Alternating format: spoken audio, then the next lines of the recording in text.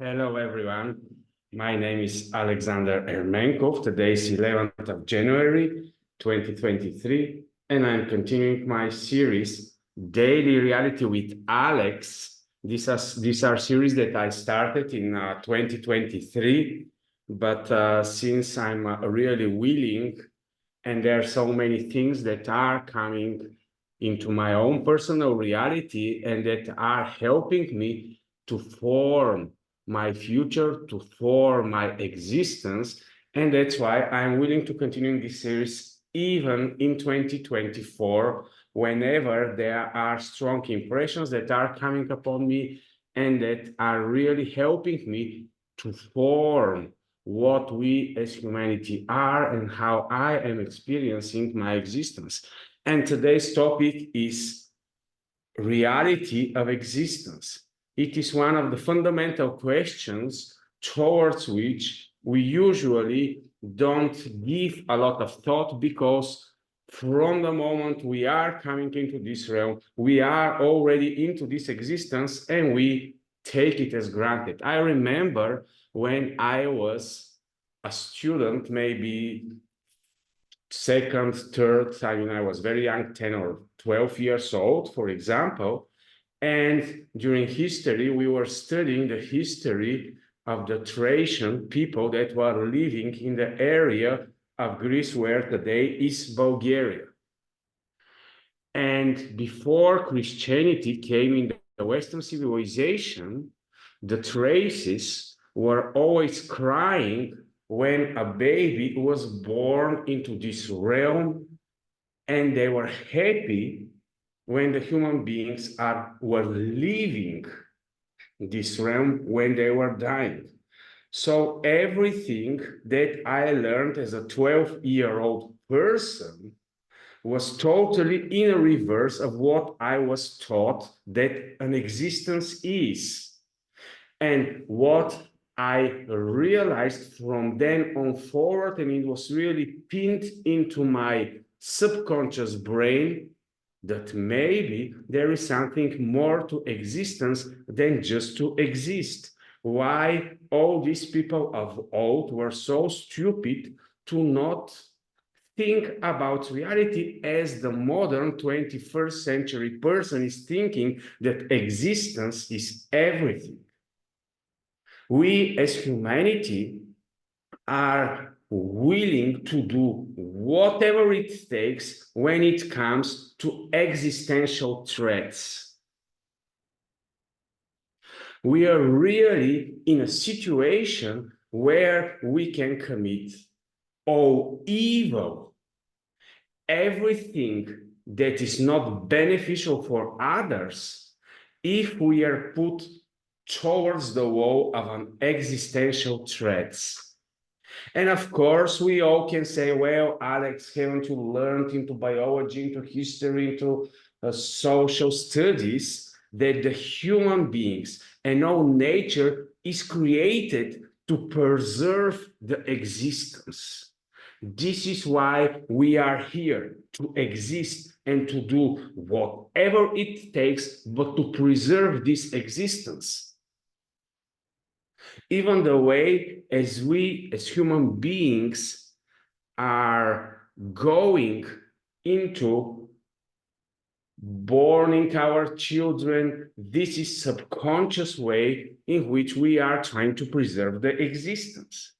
And when we go into this direction of the existence dynamics, then everything is allowed, but one and the most important thing is we to keep our existence. But then there are becoming things which are contrary to something else, because if humanity is only existence in this realm, then nothing makes sense. And then there are a lot of questions that are opening to ourselves.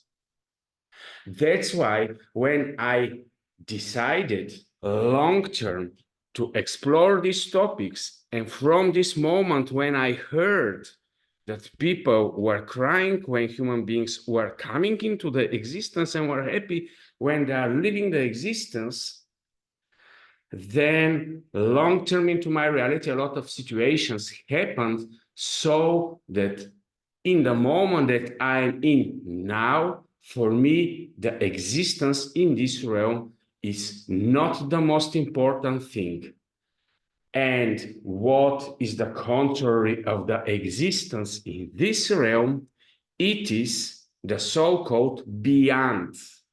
The human history, all the religions, all the way we were surviving till this moment, we all the time new, and we are always searching for what is beyond this existence. Does it matter? Is it more precious than what we are experiencing through our body with the five senses? Let me give you another allegory. If we say that existence is like putting virtual Googles through which we are perceiving the virtual reality, then what is beyond existence is what is when we take away these Googles. But in the existence in which we are in the real reality, through the five senses and through this body, we are experiencing reality. But the difference is that still we know that beyond the five senses, there are more to be explored from experiences and from reality than just the existence that we are experiencing through our body. And of course, then the eternal billion-dollar question is, are we eternal or are we temporary? Because when we go into our existence, and if we are temporary, then the so-called definition of death have all the power. All we are to do is to keep the existence. All our energy, everything that we are doing is going to be in order to preserve the existence. But when we go into this mindset and in this frame, we are constantly into the so-called survival mode, because in the basic, the survival mode is a commitment to keep this existence. And let me share now how I personally, in my reality, apply a contrary to existence thinking, where all my energy, all my purpose, all my meaning is focused to the beyond. Just imagine for a second that the beyond is everything that is beyond this screen that you're looking at right now. This is what I'm focused on. I'm not focused on the data stream that is coming daily into my reality. I'm not after the existence. I'm not after grabbing life with all my hands and experiencing it and living for the moment. No. Existence is just a meaning for all of us to understand and to know that there is a beyond, that there is something beyond this screen that is much more precious, much more important. And this is why there is this allegory in the Christianity and in the way Jesus was teaching the things that he wanted humanity to grasp long-term, is that it is not possible to be alive if we first don't disconnect from existence. Because only then it is possible to be able to surrender, to be able to detach from reality, and so on and so on. So, what is my point? That whenever I'm moving into this reality, for me, the existence to secure myself, to be the most important thing in everything that is happening around me is not my agenda. My agenda is not the continuation of myself through my children. My agenda is not my family to succeed me. My agenda is not just my legacy to continue being on this realm. No, my agenda is me and everything around me to be more and more open to the beyond, to everything that is beyond this existence, because there is the essence, there is everything that makes this existence having meaning. And that's why I have committed all my life from 17-year-old forward towards the beyond. This is what fascinates me. This is why reality as a mean is helping me to understand the things that are in the beyond, that are non-comprehensible, and so on and so on, and what is actually happening with all of us through giving so much meaning to reality is that we have polluted reality with so many maps, with so many explanations, with so many narratives. Of course, we have many narratives that are explaining the existence through the agenda of those who are going to benefit if we experience the existence in the way that all these narratives and maps that are only explaining the territory of the beyond. And because I enjoy so much reverse logic, I enjoy so much going beyond what is normal, what is the mainstream narrative. I have decided for myself to commit to the beyond and through the existence to explore what is inevitable for all of us. Because where are we coming from? Where are we going?